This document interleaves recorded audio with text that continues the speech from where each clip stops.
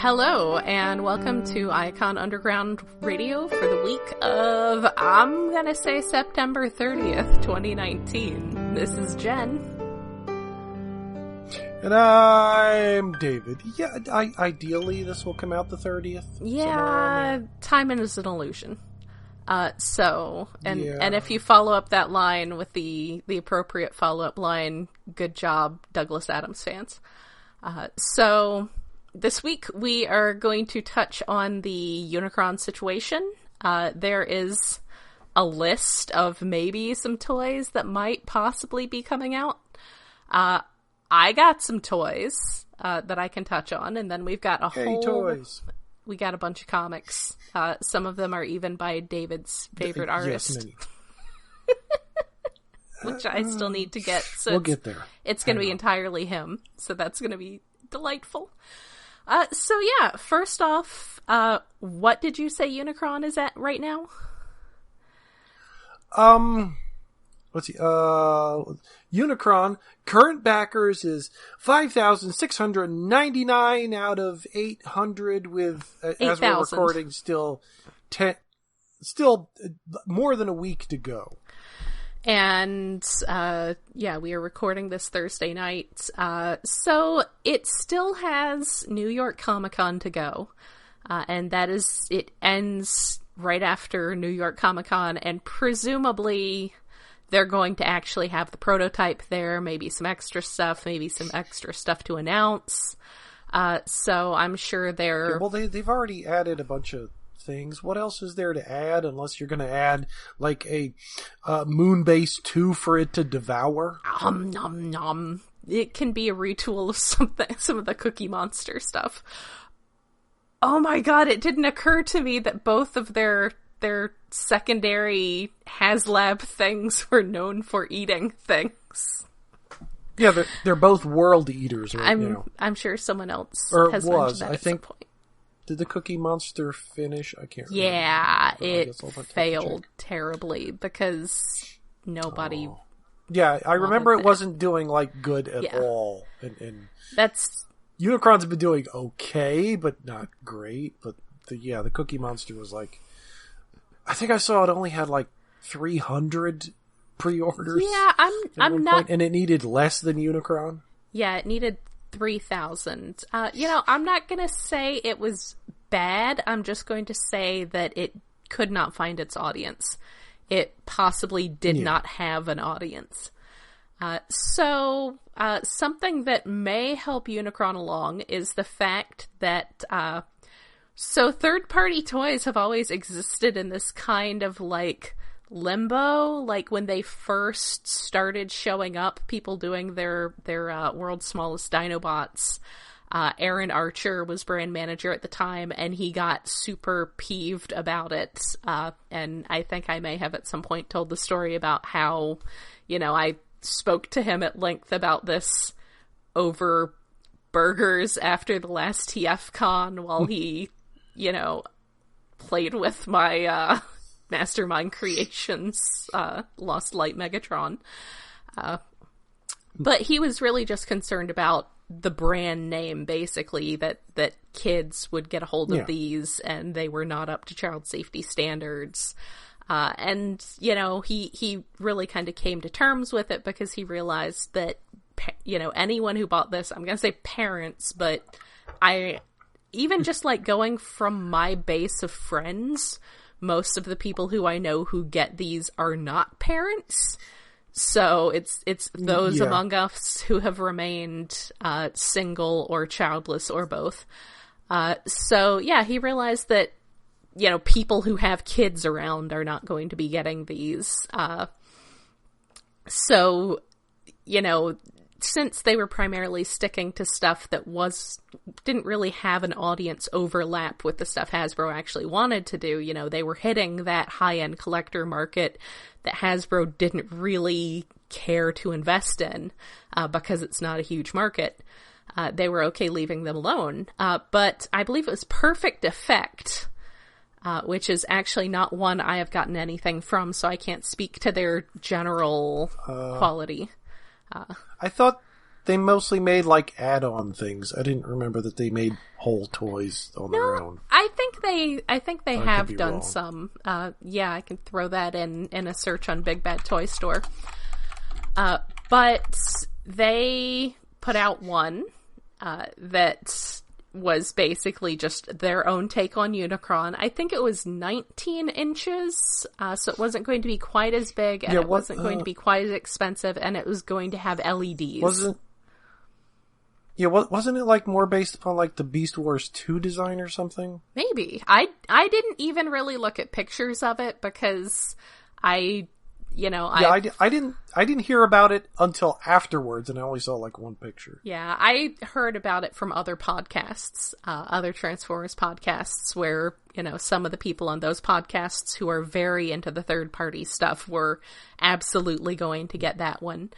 But then suddenly it just disappeared.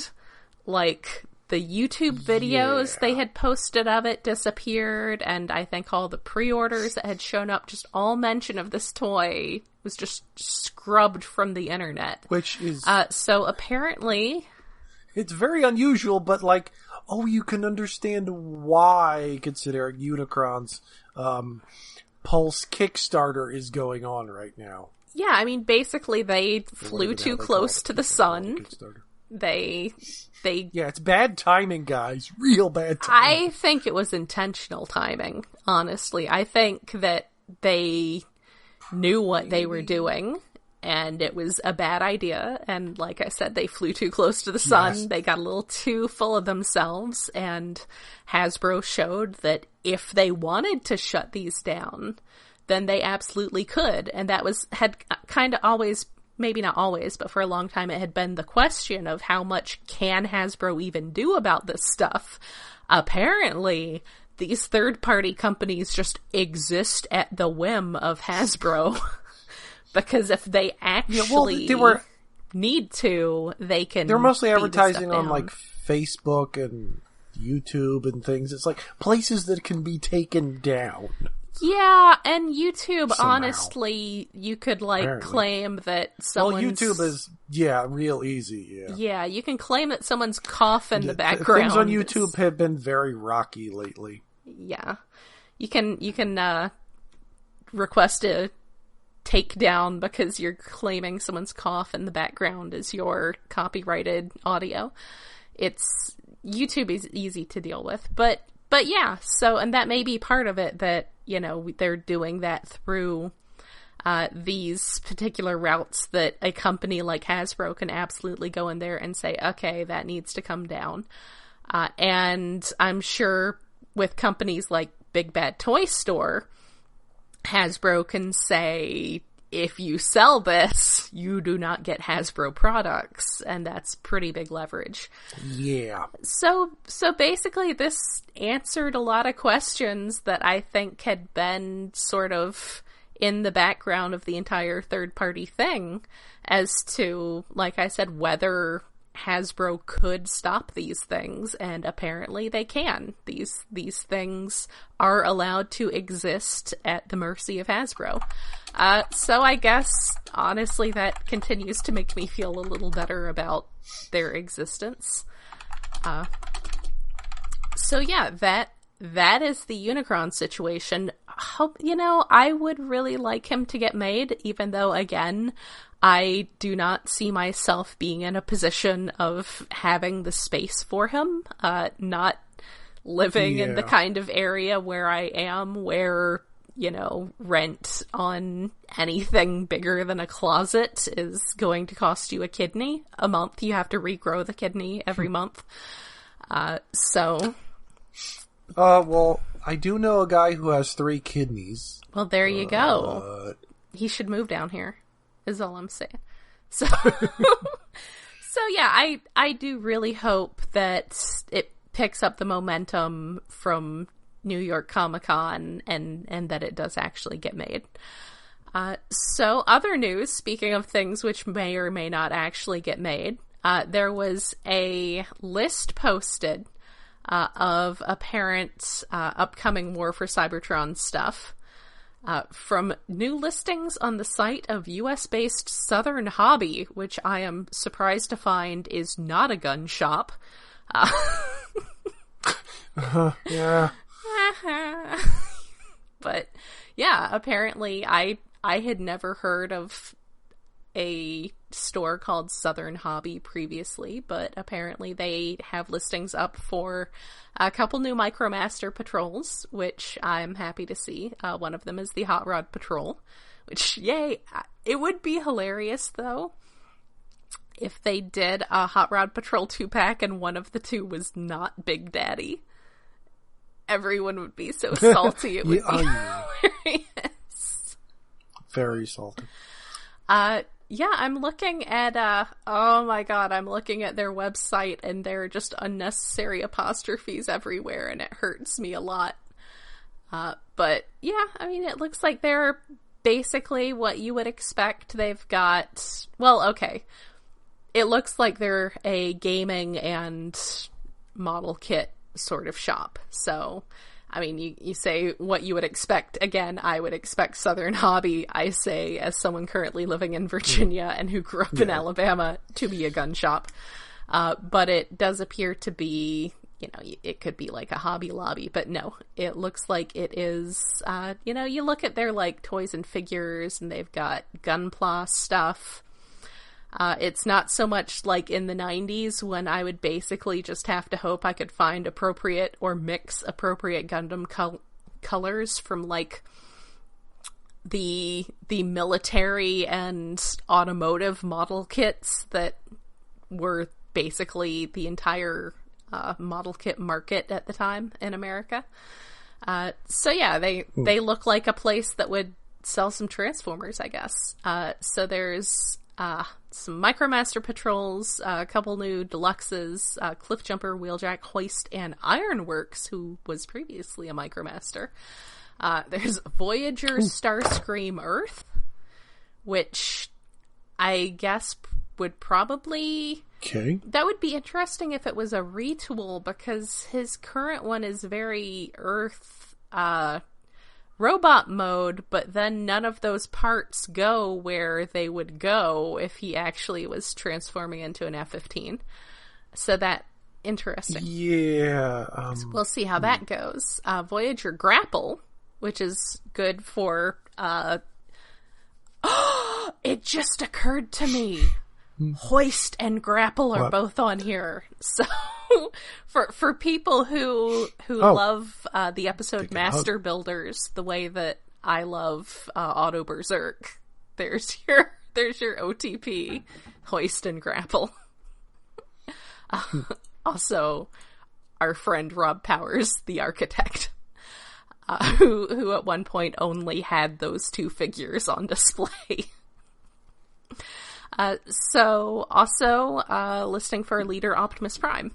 I would say none of this seems out of line. You know, it all seems legit, as the kids on the internet say these days.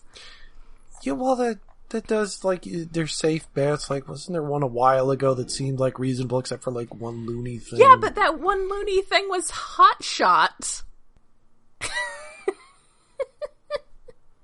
People we know would be excited. Yeah, well, yeah, it doesn't sound like that's going to be a mass release, but it is a thing that's coming out and could have possibly been on an early listing. So yeah, that is some possible upcoming stuff. And in the realm of fiction, Cyberverse Season 2 has started. David has not been watching any of that. He wants no part of this. I watched one episode. That was enough. I actually had a lot of fun. Like, one of the first nights at my new job that I was on a shift by myself was when they were showing the marathon of season 1.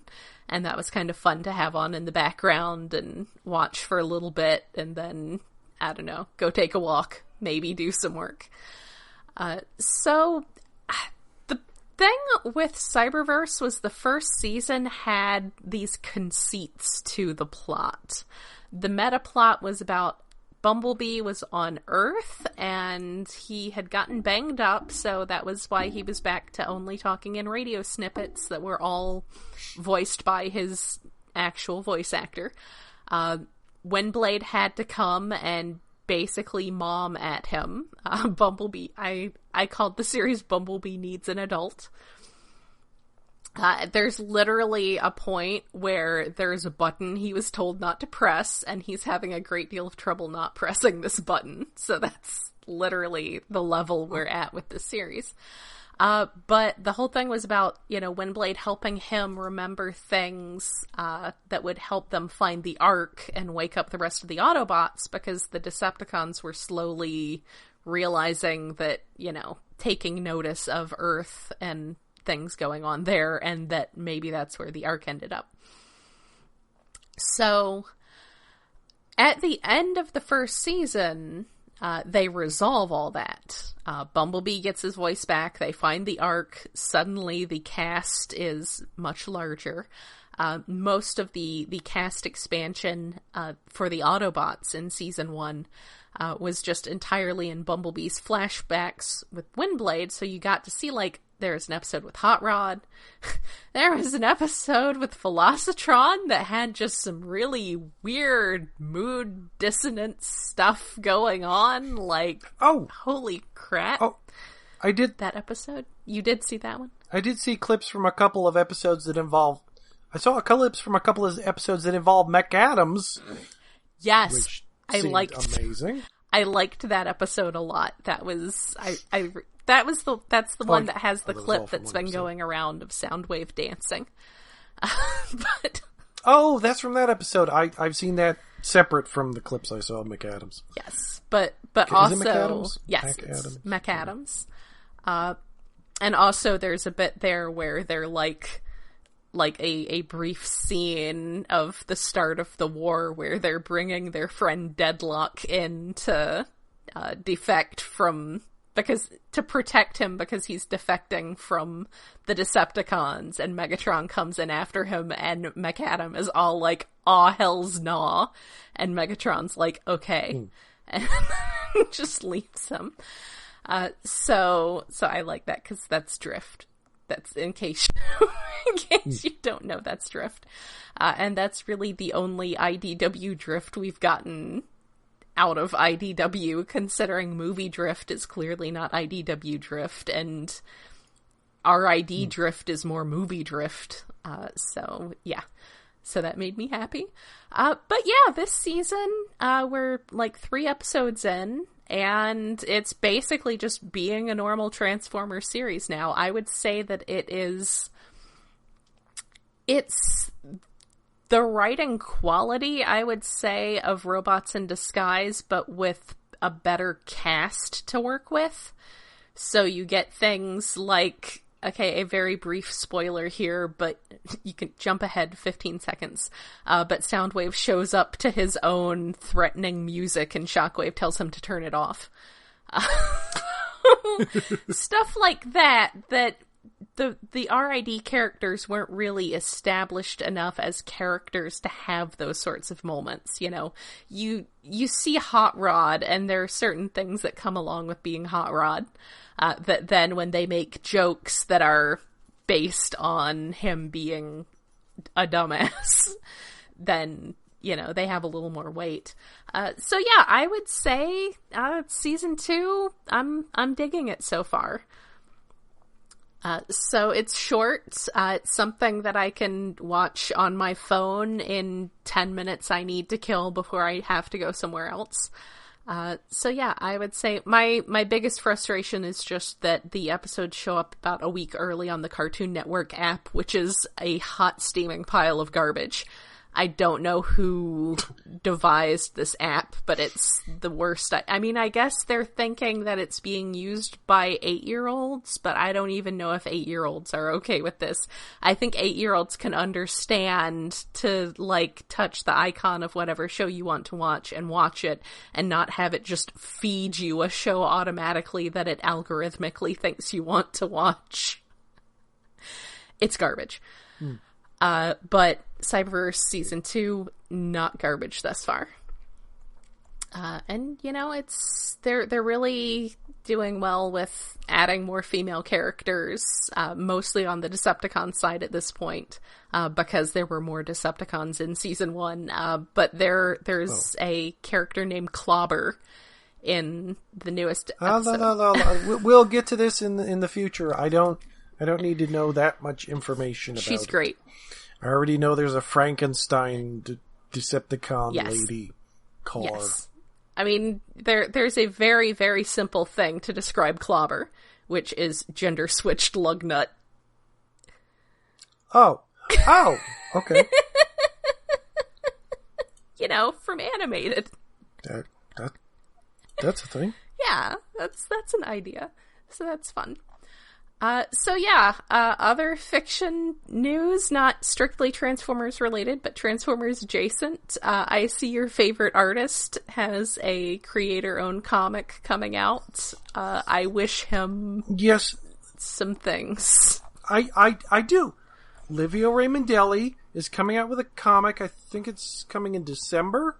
Mm-hmm. I think. It's called The Kill Lock, which doesn't sound... Yes. Like, the words don't even flow. It's a very, Image 90s title. Yeah. So it sounds like, Rob Liefeld named it.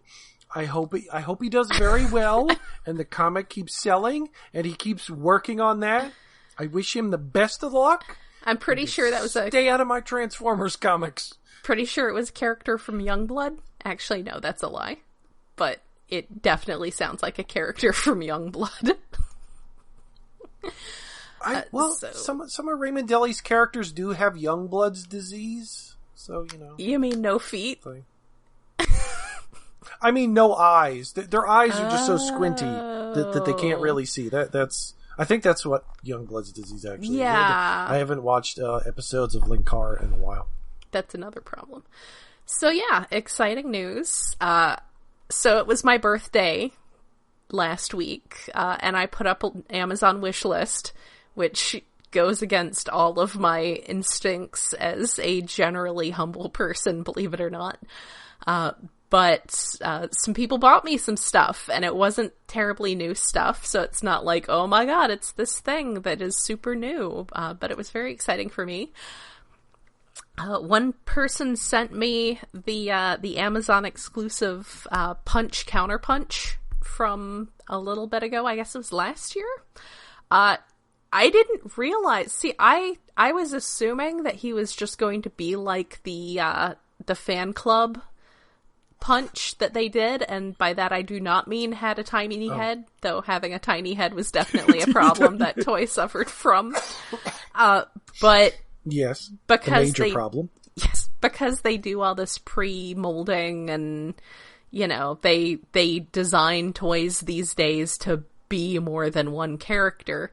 I was assuming that he would be something like that, but I'm pretty... Now, I haven't been keeping up super well with everything that's come up, but I'm pretty sure he's his own mold. And it's a good mold, and I like it a lot. I can't remember... I have it, and I guess maybe it is entirely. I don't... Maybe... Well, the hips, No. I don't know. It's either entirely new, or there's, very little related to any other toy. So that's a little mold. That was a really nice surprise, both that someone got it for me, and the toy itself was really surprisingly good. Even better than expected. And now I want to write some angsty fan fiction about Punch having to smuggle out this paragon of goodness, Prima Prime, while dealing with maybe feeling like he's not very good himself. I love angst. Anyway, I also, someone sent me Greenlight, who has strong lesbian with black cat energy that I approve of. As one of those myself. So yeah, I like her a lot. I had one other of that mold, and it's a mold. But yeah, I feel that she is definitely a good second of that mold to have. And I feel like the line can be drawn there, but I'm very happy to have her. She's got her little elf ears. She's all elfy. She's all elfy. Yeah, the cute little elf ears that she looks like an android from Kamen Rider right now. Yeah. So, I like her a lot, though. I'm really happy to have that. And then the other thing that I haven't opened yet, because I found it while I was running errands today, and I don't actually know... Like, I hadn't seen him in stores before, so I don't know if he's super new or if I'm just super behind. But I got Smashdown, who is a battle master who is like a big hammer. I haven't seen him yet. Yes, I saw him. I'm pretty sure people have got him, like, at least from, like, Big Bad and Amazon and places, but I don't know if anybody's seen him in stores, but people have him somehow. I certainly haven't seen him. The other couple things that I have gotten that I didn't bring up are that I got the couple Autobot Battle Masters so far to give to Sideswipe, because Sideswipe needs more weapons. So now I entirely bought this because Sideswipe needs more weapons. He needs more small friends who are weapons. So, and it helps that he's red and gray, so he's gonna match my Sideswipe really well. Because Sideswipe, he's gonna be... I need to get one of the deluxes that's a weaponizer, like Six Gun or Cog or one of those, and just put him on Sideswipe. Because he needs more weapons. He needs more friends who are weapons. So yeah, that is... Oh, also I got... did I mention that this new job pays well? Also, I got Iron Factory Hound. I finally got a hold of, who I had actually had on pre-order when I lost my previous job and had to cancel, and then I bought him now. I had a Pylo loot waiting to come in, so I added him on there. And he is definitely going to be very good to take lots of hiking scenery photos in Shenandoah National Park with, so maybe keep an eye on my Twitter feed. It's @WreckerGen, and hopefully I'll get to go out there again pretty soon, when the weather calms its tits, and go take some good pictures of him. His ankles are very good for posing. I posed him on, like, a rock. That was just, I just went outside and was like, I will put him on nature and take a picture. And he's really good for that. So I have Siege Hound, I have Classics Hound. I'm not buying the official hounds. They're just not as photogenic as this one. This one seems like he's going to be really photogenic. So yeah, did you get any toys? Am I getting all the toys? No, I got, I've ordered, more Seacons, which haven't shipped yet, but I did get Nightbird. Because... Ooh, you did get her. Nightbird. Speaking of that mold. Yeah, the chromium mold is not that great, but it's a Nightbird at reasonable prices without having to import the Japanese one, which was, like, more than I wanted to pay when it came out. It's a perfectly good robot mode. I'll give it that. Yeah. It's a perfectly good robot mode. Yeah, and then she transforms into a black, weird-shaped brick. Mm-hmm. With wheels. With wheels. Cool. Well, it's a robot mode, and that's where she's going to spend most of her time anyway. That's where she lives now. My toys will be spending more time on shelves once I have moved and have more shelves. Also, the pile of loot that I was calling in was with Nendoroid Loki from the MCU. So, thumbs up there. Not a Transformer, but still, I mean, he's a shape changer, so that kind of counts. Cool. So, comics. I forget, did we decide we were going to talk about Death's Head first, or the ongoing first? We can talk about Death's Head first. Talk about Death's Head first. So again, Death's Head is Transformers adjacent in ways that I have described previously. If you were not around for previous episodes, but you do not know why Death's Head is Transformers adjacent, Wikipedia can explain it. I continue to like this series. I think it's really cool that, I admit that I like that it's basically like bringing in these Young Avengers characters as the supporting cast because I like the Young Avengers characters to begin with. Also, yes, the best goth/jock boyfriend pair in Wiccan and Hulkling. We get some good Kate Bishop, and then they're hanging out with Death's Head, which is super cool. The new Death's Head, and there were a few pages or bits of this that felt like the art felt a little rushed.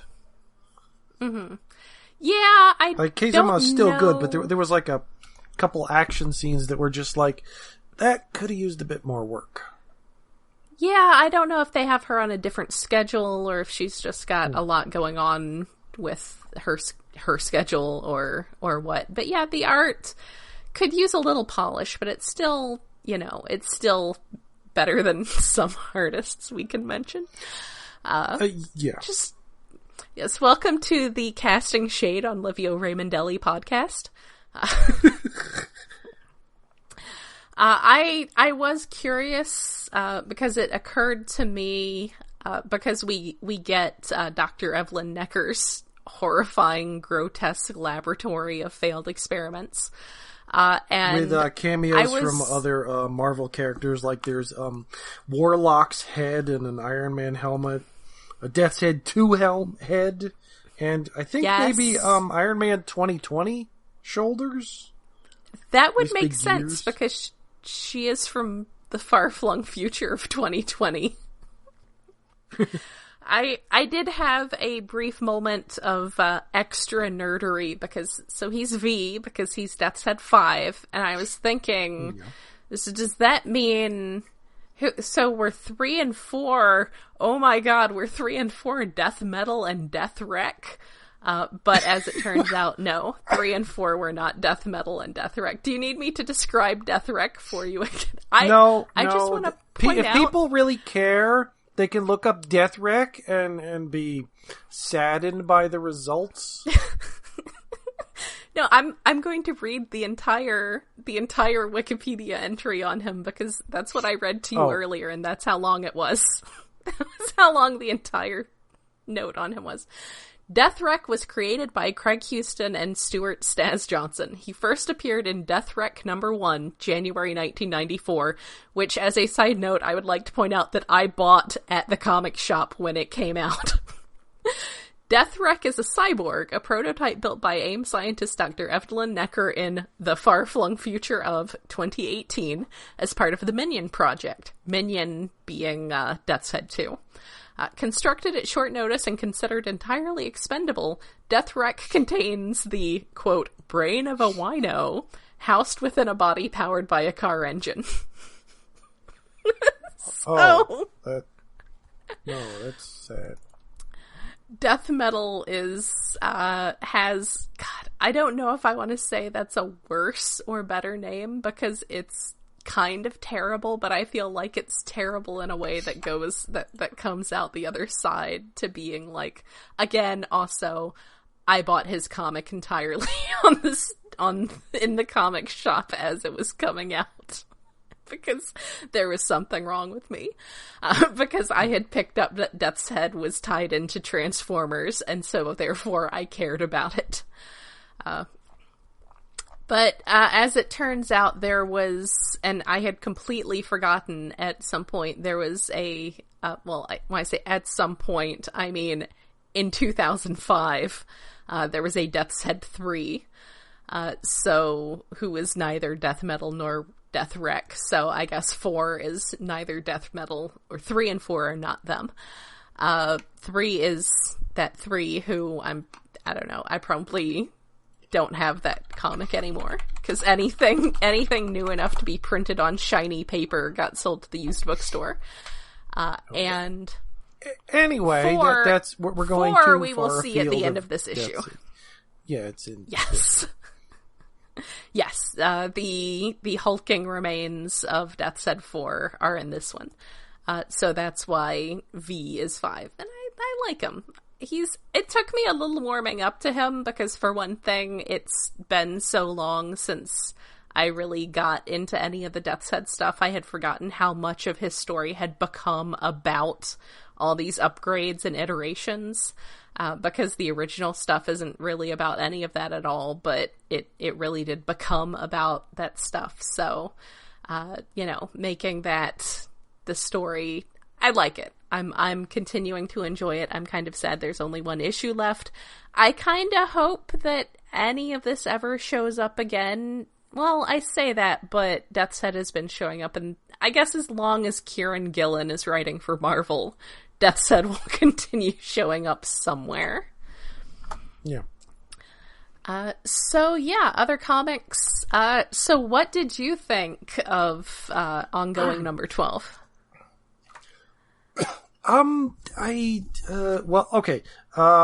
First, we have an intro listing. I say that like it's a loaded question. Some aliens, and it's written very cryptically and confusingly, but it does mention Voyn, and we don't get any real answers. But the artwork is at least way better because it's by written in setting. Sarah Petrie de Rocher. Yes, there's that. So it's written in setting, but to a point that like it feels like it's the most cryptic first paragraph of an RPG describing an alien race as a selectable character race, and it gives you no useful information at all, really.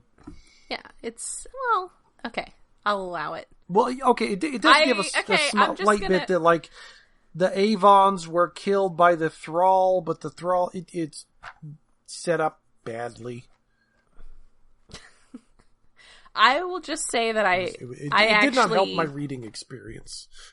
I actually really liked this issue, so I'll just put that out there. Well, I liked the issue because of Sarah Petrie de Rocher, and it was also a self-contained story. It looked good. Right. There was a lot of talking. It was easy to follow what was going on. It began and it finished its little story about Nautica investigating alien ambassadors and nonsense.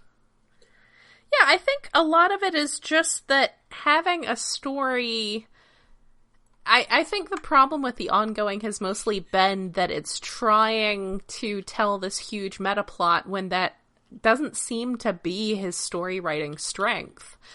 This was a small story about a few characters, and so I felt like the pace was what it should be for this kind of story about a couple characters. It's when he tries to write the big story and it's still at that kind of pace where it takes forever to happen, then it's not so great. I had been a little concerned about having Nautica as a diplomat, but I feel like it really worked out because she's more at that, she's more at the high level where it's more about, figuring things out with the patterns of the behavior of these different cultures, more about studying the cultures and less about, being social, which, is not meant to be one of her strengths. Don't they call her Xeno relations or something? Yeah. So as opposed to being, in the past she was just an engineer with weird social disorders. Now she's sort of a alien biology studier with weird social disorders. Well, more weird. Of alien culture, and the biology of it fits into the culture. Anthropologist, I guess, would be the right term. Something like that. Yeah. So, basically, as someone who cares about Nautica as a character, I was concerned, but I feel like he told a pretty good story with her. And I'm going to try to nudge my fellow Nautica fan into reading this issue. And yeah, I think it was a good. It was a fine Nautica issue. It felt like the old series in that, the art was an artist we were used to and really good, and the story was, not exactly like old stuff, but it was close enough to could have been an Optimus Prime issue or whatever. Maybe not as much more than ECI. It was more politics involved. And I did like the detail, of course, just going on about Hound. I like the detail about how the Thrall had, wiped out all of the life, all the organic life on this other race's planet, and so therefore Hound was not gonna deal with them. Like, you could not trust him to be impartial about them because they had wiped out all their nature. Oh, I appreciated that. He was like, "Oh, hell's no." I'm just gonna say that all podcast. So yeah, I liked it. I thought this one really worked. I'd like to see more of this sort of stuff, though. I guess it's harder to tell. See, I guess the reason why More Than Meets the Eye and Lost Light were allowed to work is that you had other people. You had John Barber and Margaret Scott and other people off writing what was happening with everyone else, so you could have this goofy side story. If this is the main book, it can't be a goofy side story. And I feel like he might, maybe his strength is more in this sort of story. So tell me about Livio Raimondelli. Okay, Transformers Galaxies. I actually said I didn't want this comic when my comic book shop asked, but it did show up in my box anyway, and I figured, fuck it, it's the first issue, I'll take that, and just to see how it is, plus we would have read it like digital file anyway. Yeah. It's Livio Raimondelli art. It's slightly better. There's some scenes that actually take place in the daylight in this. My goodness. Like yellow light. There's some problems because it keeps flipping back between then and now. No specific dates, just then and now and then and now, which at least it's labeled so you can follow it. But flipping through it seems disjointed and out of time. This is what happens when you let some new media asshole write your comics. But this social media asshole actually, I think, kind of wrote a good issue. Good. I was kind of glossing over the Raimondelli art, as I usually do, because it's the least important part of a comic when he's on the art duties. But his art was okay for him, for me anyway. But the story, I was getting like the Constructicons' voices in my head. Okay, admittedly, thinking of the G1 voices did help the story, but they did seem to each have their own personality, their standard personalities. It was the good start of a story, actually. I was kind of surprised. As a side note, because I know it's about the Constructicons. Yeah. So I know it's about the Constructicons. One of the Constructicons, and I can't remember which one off the top of my head, his G1 voice just sounds like Papa Smurf, like angry Papa Smurf, because he's Don Messick.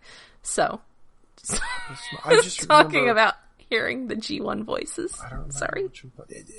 Anyway, one of them is weird, and one of them's got like a Bing Crosby voice, and their Scrapper's just all growly. Or Scavenger, whatever. I always confuse the two of them because they're too close. Anyway, it's a good first issue.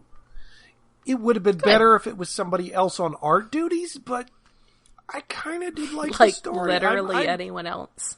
Surprised and annoyed in a way that it was okay. Especially since, spoiler, at the end it teases, the Insecticons are going to be here next because the Constructicons found the Enigma combination. They combined into Devastator. He was good. For some reason, they've been sent off to some little planetoid to start a Energon mining facility, and they're not allowed to come back to Earth or Cybertron yet. Not Earth. And they want to go back, and it's just it's an interesting start to a story. I liked it. I'm pissed. I liked it. Did not love, but it was better than the first issue of the ongoing. Yeah. Good. I will not grimace when it shows up on my pull pile when I go to the comic shop tomorrow. Speaking of other comics you didn't read, Transformers Ghostbusters issue 4. Yeah. There's a lot of words. There's a lot of comic. Really? It's not that it's bad, it's just that it again feels like this, which is apparently going to be a 5-issue series, could have easily been 3 or even 2 issues, but it just... like, the pace of it is slow. It feels like someone turned, like, an old, Real Ghostbusters cartoon episode, stuck the Transformers into it, and then stretched out that 23-minute episode to, like, an hour length, took that script and made it a comic book. It's not that it's bad, it just feels bloated. Yeah. Like, it feels like the Transformers, it feels like the Real Ghostbusters. Optimus Prime makes a joke about that the 4 million-year-old war started because he stepped on his friend who transformed into a gun. Yeah. That's a joke. It's just, like, it's written really well, it's drawn really well, it just, the story doesn't lend itself to being drug out this long. Yeah. Well, I will find that out soon. It's good. It'll make a good trade, probably. It just, it's a little long. Like, the Transformers, when the Star Trek one, that was 5 issues of fun. That was on the same level, but things were moving at a much quicker pace, and ended up with them turning the USS Enterprise into a Fortress Maximus Transformer, headmastered by Captain Kirk. Mm-hmm. Like, that was delightfully ridiculous. Yes. This is a step below that. Well, I will find out soon. So yeah, that is it. That is all of our comics. And all of our toys and all of our news. Well, all of our tangential thing. There's one other comic we could have read, but we didn't have time. No, we'll talk about Starcadia Quest soon. Hopefully I will have some Starcadia Quest waiting for me. But yeah, we will save that for a future date. For now, we will call it a night. This has been Jen. And I'm David.